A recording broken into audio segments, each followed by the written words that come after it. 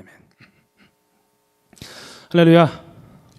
예, 저는 오늘 골로새서 3장의 말씀을 가지고요, 그리스도의 평안이라는 제목으로 말씀을 함께 나눠보겠습니다. 사람들은 다 평안하기를 꿈꿉니다. 그죠? 그렇지 않나요? 여러분은 좀 인생이 좀 거칠고 좀 모질고 험난했으면 좋겠나요? 아니죠? 누구나 다 평안하기를 꿈꿉니다. 모든 사람이. 여기 있는 우리뿐만이 아니라 이 교회 밖에 있는 사람들까지도 평안하기를 꿈꾸고 있습니다. 그래서 어떤 사람은 자기가 평안하기 위해서 막 쌓습니다. 재산을 막 쌓습니다. 쌓다 보니까 좀 모자라. 그러니까 옆 사람 것도 뺏고 속여서 뺏고 빌리기도 하고 계속 쌓습니다.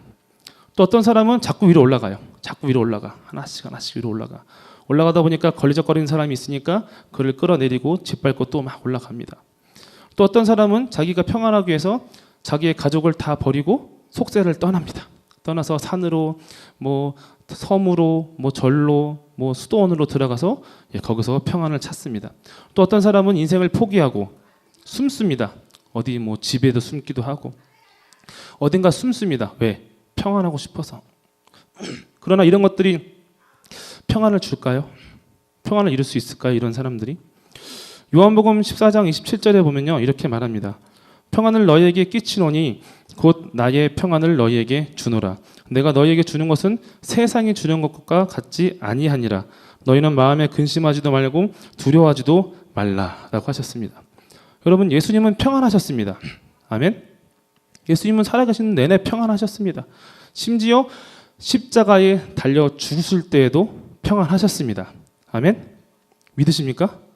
여러분, 정말 평안하셨어요. 예수님은 죽으실 때도 모든 것을 다 잃고 제자들, 그 믿었던 제자들도 다 뿔뿔이 흩어져 다 도망가 버리고 이제 그 목숨까지도 빼앗기는 순간에도 예수님은 평안하셨다 이겁니다, 여러분. 근데 예수님이 그 자신 안에 십자가 위에서도 담당하셨던 그 평안을 이제 우리에게 주신다고 하십니다. 그래서 말씀하십니다. 너희가 두려워하지도 말고 근심하지도 말아라. 또 요한복음 16장 33절 보면 이렇게 말합니다. 이것을 너희에게 이르는 것은 너희로 내 안에서 평안을 누리게 하려 함이라. 세상에서는 너희가 환난을 당하나 담대하라. 내가 세상을 이기었노라. 이번엔 예수님 또 말씀하시기를 너희가 내 안에서 평안을 누리라 하십니다. 그러면서 말씀하시는 게 또 담대하라 하십니다. 담대하라가 뭡니까? 근심하지도 말고 두려워하지도 말아라 이겁니다. 왜? 예수님의 평안은 어떤 것입니까? 죽음을 이기시고 세상을 이기신 평안이기 때문입니다. 그래서 예수님은 주변의 환경이 어떻게 변하든지 항상 평안하셨습니다. 담대하셨습니다. 믿으십니까? 지금 이 평안을 예수님께서 우리에게 준다고 지금 말씀하고 계신 것입니다, 여러분.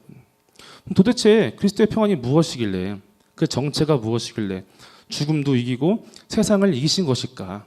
저는 오늘 골로새서 이 3장의 말씀을 가지고 이것에 대해서 말한 바울의 가르침을 가지고 함께 말씀을 나눠보도록 하겠습니다.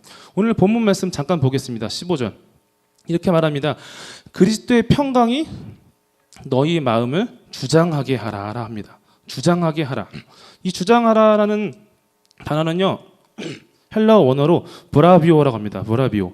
뜻은 뭐냐면은 지배하다, 단속하다, 제어하다, 관리하다, 다스리다라는 말이 있습니다. 그러면 이 원어를 다시 대입해서 보면은 그리스도의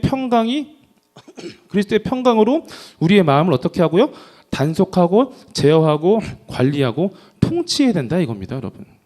그럼 여기서 우리가 단서를 하나 얻는 게 뭐냐면은 그리스도의 평강과 하나님의 나라는 관련이 있다는 거예요. 왜? 하나님의 나라는 어떤 곳입니까? 하나님의 뜻대로 지배하고 단속하고 제어하고 관리하고 다스려지는 곳이 바로 하나님의 나라라 이겁니다. 그럼 이 단서를 가지고 한번 계속 보겠습니다. 그러면 도대체 우리가 우리의 마음을 다스리는 것이 무엇일까? 골로새서 3장 1절, 2절 한번 보겠습니다. 같이 읽겠습니다. 그러므로 너희가 그리스도와 함께 다시 살리심을 받았으면 위의 것을 찾으라. 거기는 그리스도께서 하나님 우편에 앉아 계시느니라. 위의 것을 생각하고 땅의 것을 생각하지 말라. 위의 것을 찾으라고 하는데 위가 어딜까요? 위가 어디입니까? 저 하늘 어딘가입니까, 여러분? 그럴까요? 여기서 말하는 위는요, 말씀하죠. 거기는 그리스도께서 하나님 우편에 앉아 계신 곳이다. 거기가 어디입니까? 어디입니까? 하나님 나라죠. 하나님 나라. 그렇죠? 예수님이 하나님 보좌 우편에 앉아 계신 곳이 어디입니까? 우주 어딘가입니까? 저기 안드로메다 어디에 계신 겁니까? 아니죠. 하나님 나라에 바로 예수님께서 하나님 보좌 우편에 앉아 계신다 이겁니다. 그러면은 하나님 그 위의 것이란 무엇입니까? 바로 하나님 나라의 것을 생각하라. 찾으라. 그리고 어떻게 하라? 땅의 것은 생각하지 말라라고 말하고 있다 이겁니다. 그럼 우리가 먼저 이것이 무슨 뜻인지 먼저 알아보기 위해서 땅의 것을 생각하지 말라라는 말씀이 무엇인지 그리고 땅의 것이 무엇인지 한번 보겠습니다. 3장 5절 6절 먼저 보겠습니다. 같이 읽겠습니다. 그러므로 땅에 있는 지체를 죽이라. 곧 음란과 부정과 사욕과 악한 정욕과 탐심이니 탐심은 우상 숭배니라. 이것들로 말미암아 하나님의 진노가 임하느니라. 땅의 것이 뭐라고요? 음란, 부정, 사욕, 악한 정욕, 탐심이라고 합니다. 근데 여기서 또 우리가 주목해야 될 게 뭐냐면은 바울이 탐심에다가 첨부를 붙여놨어요. 뭐라고 했죠? 탐심은 뭐라고요? 탐심은 뭐다? 성경 안 보십니까 여러분? 탐심은 뭐다? 우상숭배니라. 탐심은 우상숭배라는 거예요 여러분. 여러분 탐심은 우상숭배입니다. 왜? 탐심으로부터 우상을 숭배하는 인간의 죄악이 나온다 이겁니다 여러분. 탐심은 탐심일 뿐입니다. 여러분 탐심을 포장하지 마세요. 치장하지 마시고 미화시키지 마시길 바랍니다. 여러분 우리가 더 많은 것을 가져야 하나님께 더 많은 것을 드릴 수 있습니까? 그렇습니까? 여러분 여러분이 갖고 있는 많다라는 기준이 무엇입니까? 여러분 우리는요 예수님의 기준을 따라야 할 줄을 믿습니다. 마가복음 12장 41절부터 44절까지 한번 보겠습니다. 같이 읽겠습니다. 무리가 어떻게 헌금함에 돈 넣는 것을 보실세. 여러 부자는 많이 넣는데 한 가난한 과부는 와서 2렙돈 곧 한 고드란트를 넣는지라. 예수께서 제자들을 불러다가 이르시되 내가 진실로 너희에게 이르노니 이 가난한 과부는 헌금함에 넣는 모든 사람보다 많이 넣었도다. 그들은 다 그 풍족한 중에서 넣었거니와 이 과부는 가난한 중에서 자기의 모든 소유 곧 생활비 전부를 넣었느니라 하시니라. 부자가 많이 넣었습니까? 과부가 많이 넣었습니까? 누가 많이 넣었습니까? 당연히 우리가 보기에는 부자가 많이 넣었어요. 그러나 예수님 보시기에는 누가 많이 넣었습니까? 과부가 많이 넣었습니다. 한번 이런 예를 들어볼게요. 여러분이 지금 되게 경제적으로 곤란한 상황에 취했습니다. 근데 여러분에게 각각 2명의 친구가 있는데 여러분은 이 친구가 삶이 어떤지 그런 형편이 어떤지 전혀 몰라요. 근데 A라는 친구는 자기가 갖고 있던 전 재산 100만 원을 여러분에게 줬습니다. 쓰라고. 근데 또 한 친구는 100억대 자산가야. 그래서 그중에서 1억을 여러분한테 딱 줬어요. 그럼 여러분은 두 개를 보고 여러분 보시기엔 뭐가 더 많습니까? 당연히 1억이 더 많지. 여기서 설마 100만 원이 많다고 하는 그런 이상한 사람이 있지 않은데 당연히 1억이 많은 거예요. 왜? 이게 우리의 한계다 이겁니다. 그럼 어떻게 됩니까? 하나님께 하나님 저에게 독심술을 주십시오. 기도해야 됩니까? 아니면 저 두 사람의 마음이 어떤지 가르쳐 주세요라고 막 쫄라야 됩니까? 아니라 이겁니다. 우리는 우리의 마음을 어떻게 다스리고 지키고 통치해야 된다 이겁니다. 어떻게? 탐심에 흔들리지 않도록. 여러분 제가 여러분에게 몇 번 말씀드렸습니다. 여러분의 믿음의 분량대로 하라고. 여러분 1달란트 받은 사람이 10달란트 받은 사람을 부러워하면 됩니까? 안 됩니까? 부러워할 필요가 없어요. 부러워해서도 안 되고 1달란트 받은 사람은 자기가 받은 1달란트에 주목하고 그 1달란트로 일하면 됩니다. 여러분 자꾸 내가 받은 1달란트가 모자라서 뭔가 더 큰 무엇인가를 더 많은 달란트를 바라보는 것 자체가 탐심이라 이겁니다. 그런데 문제는 뭐냐면은 여러분이 1달란트를 받았으면은 1달란트만큼의 믿음을 감당해야 됩니다. 여러분의 믿음이 이만한데 여러분은 이만큼의 믿음의 행위가 없다면은 점점 믿음은 작아져서 어느샌가 다 사라지고 말 것입니다. 여러분. 누가복음 19장 26절에 이렇게 말합니다. 주인이 이르되 내가 너희에게 말하노니 무릇 있는 자는 받겠고 없는 자는 그 있는 것도 빼앗기리라. 이런 분들이 있어요. 제 믿음 그냥 교회 나와서 예배 드리는 걸로 만족하랍니다. 여러분 미안한 말씀이지만 그런 식으로 뒤를 돌아보는 믿음은요 그 있는 믿음마저도 빼앗길 수밖에 없습니다. 남는 게 없어요 여러분. 정말로. 여러분에게 하나님께서 다 믿음의 달란트를 다 주셨어요. 어떤 사람은 1달란트, 어떤 사람은 2달란트, 어떤 사람은 5달란트, 어떤 사람은 10달란트. 하나님께서 우리에게 원하시는 것은 무엇이냐? 지금 여러분이 받은 그 믿음 있는 그대로 여러분의 삶을 하나님께 드리는 것을 하나님께서 원하신다 이겁니다. 더 많다고 내가 적다고 더 많은 것을 바랄 필요도 없고, 더 많은데 내가 더 작은 것을 내가 감당하기 위해서 나를 위축시킬 필요도 없다 이겁니다. 여러분의 마음의 중심을 보시고 여러분의 믿음의 분량대로 믿음의 삶을 하시길 바랍니다. 3장 7절부터 또 한번 보겠습니다. 11절까지 같이 읽겠습니다. 너희도 전에 그 가운데 살 때에는 그 가운데서 행하였으나 이제는 너희가 이 모든 것을 벗어버리라. 곧 분함과 노여움과 악의와 비방과 너희 입에 부끄러운 말이라. 너희가 서로 거짓말을 하지 말라. 옛사람과 그 행위를 벗어버리고 새 사람을 입었으니 이는 자기를 창조하신 이의 형상을 따라 지식에까지 새롭게 하심을 입은 자니라. 거기에는 헬라인이나 유대인이나 할레파나 무할레파나 야만인이나 수구디아인이나 종이나 자유인이 차별이 있을 수 없나니 오직 그리스도는 만유시요 만유 안에 계시니라.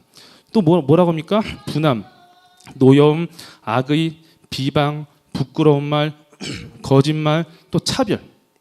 여러분 이런 것들이 하나님 나라와 관련이 있습니까? 없습니까? 아무런 관련이 없어요. 관련이 없을 뿐만 아니라 도리어 하나님께서 여러분 안에 주신 그 하나님의 나라를 공격하고 위협하는 것들이라 이겁니다. 그럼 어떻게 됩니까? 여러분 느헤미야를 한번 보겠습니다. 느헤미야가 어떤 일을 했는지. 느헤미야 13장 한번 펴보겠습니다. 성경 있으신 분은 펴주세요. 느헤미야 13장 16절부터 21절까지. 네.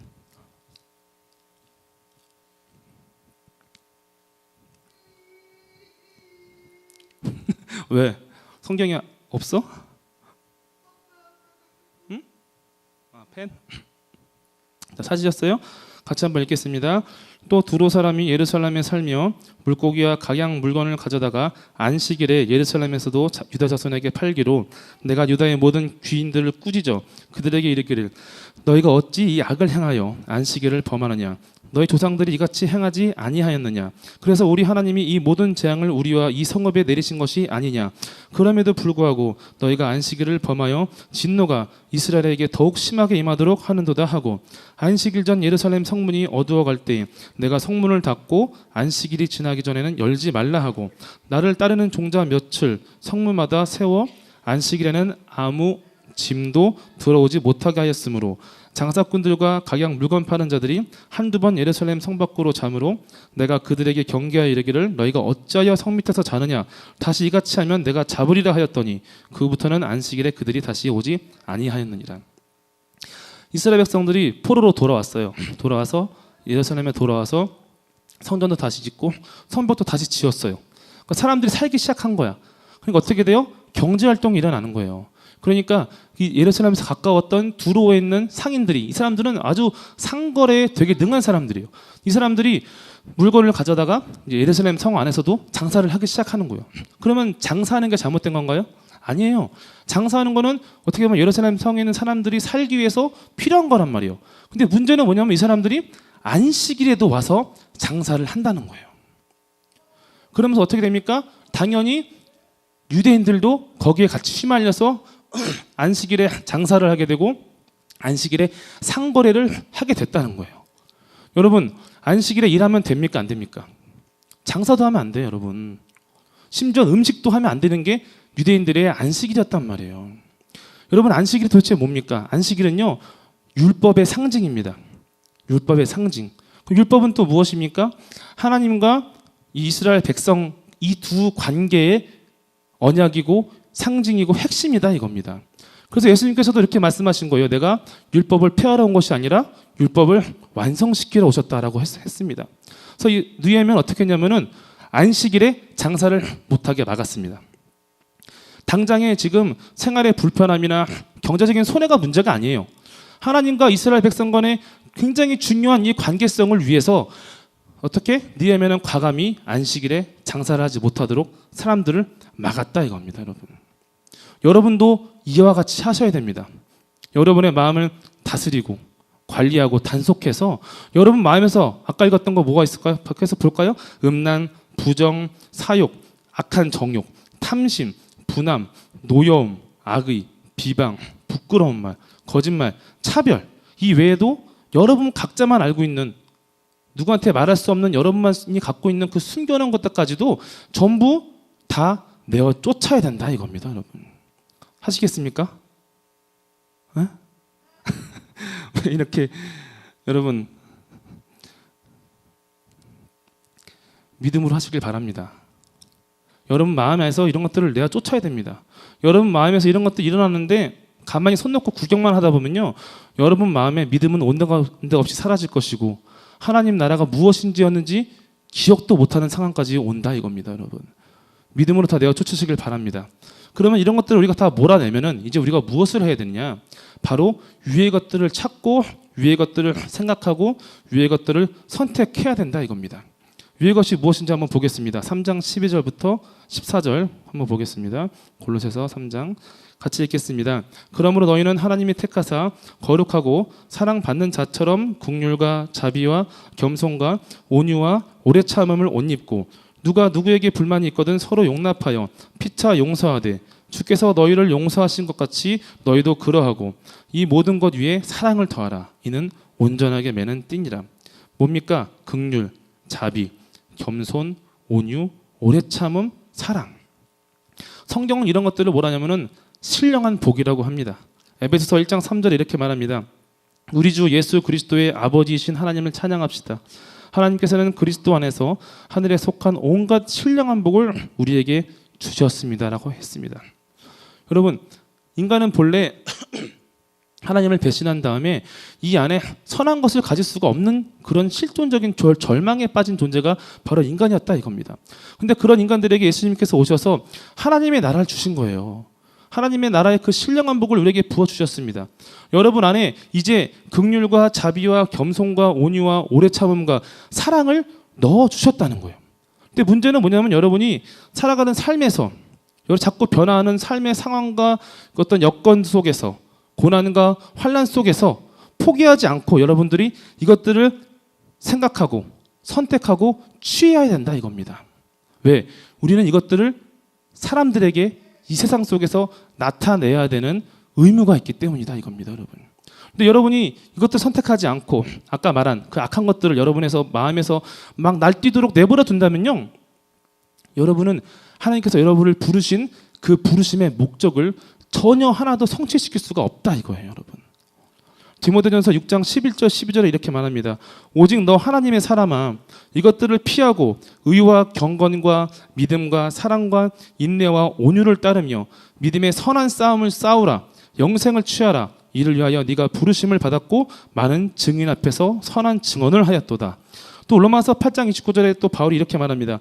하나님이 미리 아신 자들을 또한 그 아들의 형상을 본받게 하기 위하여 미리 정하셨으니 이는 그로 많은 형제 중에서 맏아들이 되게 하려 하심이니라. 하나님께서 우리를 구원해 주신 목적이 있어요, 여러분. 목적이 있어요. 이 세상에서 우리 마음대로 막 대충 막 살다가 그냥 보장된 천국 기차표 받고 천국 올라가는 게 우리가 구원받은 목적이 아니라는 거예요. 여기 있는 여러분 한 명 한 명이 여러분의 삶의 자리에서 여러분의 가정과 친구들 속에서 형제 속에서 하나님이 살아계시다고 하는 증거가 되어야 된다는 거예요. 증거가. 그런데 우리가 우리의 마음을 다스리지 않으면, 우리 마음에 그리스도의 평안이 나타나지 않으면 누가 사람들 앞에서 하나님의 증인이 되겠냐 이겁니다, 여러분. 여러분, 그리스도의 평안이 무엇입니까? 그리스도의 평안. 여러분, 그리스도의 평안은요, 우리가 생각하는 것과 같지 않습니다. 그것은 어떤 영험하고 신령한 것도 아닙니다. 오늘 갑자기 기도하는데 하늘에서 빛이 내려와갖고 갑자기 내 마음이 막 편안해지고 막 이런 게 그리스도의 평안이 아니다 이겁니다. 반대로 또 내가 막 어떤 내 인생의 육신의 소망들이 막 채워지는 것도 아니고, 반대로 그것들을 다 버리고 속세를 떠나는 것도 뭐다? 그리스도의 평안이 아니다 이겁니다. 성경은 분명히 예수님 말씀하셨습니다. 세상이 주는 것과 같지 않다. 도리어 예수님은 뭘 하셨는지 한번 보겠습니다. 마태복음 10장 34절부터 39절 같이 한번 읽겠습니다. 시작. 내가 세상에 화평을 주러 온 줄로 생각하지 말라. 화평이 아니요 검을 주러 왔노라. 내가 온 것은 사람이 그 아버지와 딸이 어머니와 며느리가 시어머니와 불화하게 하려 함이니 사람의 원수가 자기 집안 식구리라. 아버지나 어머니를 나보다 더 사랑하는 자는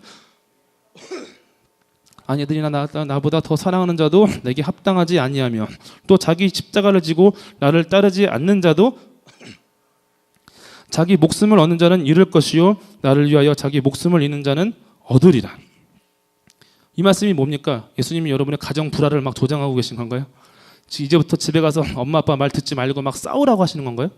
아닙니다. 이거는 뭐냐면은 여러분 마음속에, 여러분의 생각 속에 이미 자리 잡고 있는 세속적인 사고, 세속적인 그 기준의 터전을 여러분이 벗어나야 된다 이겁니다. 여러분 예수님은요 세상에 평안을 주시러 오신 분이 아닙니다. 또한 세상에 주는 것들로 우리를 배부르게 하기 위해서 오신 분도 아니라 이겁니다. 여러분 히브리인 아브라함 이야기 기억나십니까? 하나님께서 히브리인 아브라함을, 믿음의 조상 아브라함을 만드시기 위해서 제일 먼저 요구하셨던 것이 무엇입니까? 창세기 12장 1절 한번 보겠습니다. 여호와께서 아브라함에게 이르시되 너는 너의 고향과 친척과 아버지의 집을 떠나 내가 내게 보여줄 땅으로 가라 라고 했습니다. 여러분 왜? 거기 있으면은 하나님의 뜻을 따를 수가 없으니까. 그럼 어디로 가야 됩니까? 하나님께서 우리에게 가르쳐 주시고 있는 그 땅이 어디입니까? 바로 하나님의 나라라 이겁니다. 하나님의 나라. 하나님께서 그의 뜻대로 다스리시는 곳, 세속적인 기준들이 판치는 그런 땅이 아니라 바로 예수님이 하나님 보좌의 우편에 앉아 계신 바로 하나님 나라라 이겁니다. 여러분. 그러므로 여러분 우리는 예수님의 본을 따라야 됩니다. 예수님의 본을. 여러분 예수님께서 십자가에 달려 죽으시기 전에 어디서 기도하셨습니까? 아십니까? 감람산에 있는 어디죠? 겟세마네 언덕에서 기도를 하셨습니다. 예수님도 처음에 기도하셨어요. 살려달라고. 죽고 싶지 않다고. 근데 참 아이러니한 게 예수님이 살려달라고 기도할 게 아니라 그냥 얼른 일어나서 도망가셨으면 됐어요. 그렇지 않아요? 그게 더 빠르지 않아요? 일어나서 사람들이 대충 올라오는 길을 아시니까. 왜냐하면 감람산이라는 게 예루살렘 성 동쪽에 있어요. 그러니까 올라오는 길이 있어요. 그러니까 그 반대쪽으로 열심히 달아나시면 살 수 있는 것인데 불구하고 예수님은 어떻게 하셨죠? 엎드려 기도하셨다 이거예요. 엎드려 기도하셨습니다. 예수님은 여러분. 자기의 생명이 가장 중요하다고 하는 가장 기본적인 인간의 기준을 예수님은 어떻게 하셨죠? 버리셨다 이겁니다. 여러분. 여러분 이 세상에서 가장 중요한 게 뭡니까? 내 생명 아닙니까? 그죠? 사람들이 그러잖아요. 야, 너 죽고 나 살자. 이런 말 하지 않습니까? 사람에게 있어서 가장 중요한 거는 자기의 생존이라는 거예요. 자기의 생존. 그런데 예수님은 자기의 생존을 위해서 자기가 마땅히 상식적으로 할 수 있는 일을 예수님은 포기하셨다는 거예요.